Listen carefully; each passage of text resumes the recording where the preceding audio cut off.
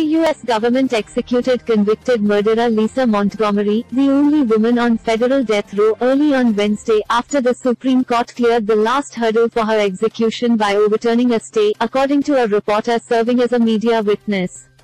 Montgomery's execution marked the first time the U.S. government has implemented the death sentence for a female prisoner since 1953.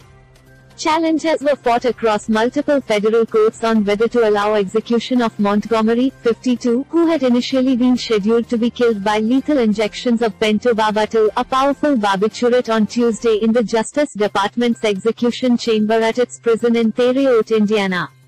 Kelly Henry, Montgomery's lawyer, in scathing remarks, called the pending execution vicious, unlawful, and unnecessary exercise of authoritarian power. No one can credibly dispute Mrs. Montgomery's long-standing debilitating mental disease, diagnosed and treated for the first time by the Bureau of Prisons' own doctors, Henry said in a statement.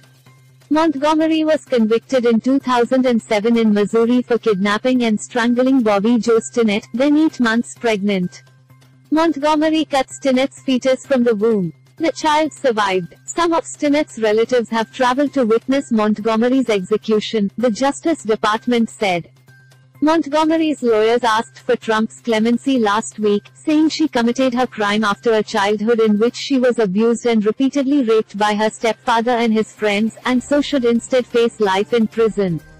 It is one of 3 executions the U.S. Department of Justice had scheduled for the final full week of President Donald Trump's administration. 2 other executions scheduled for Thursday and Friday have been delayed, for now at least, by a federal judge in Washington, to allow them to recover from COVID-19.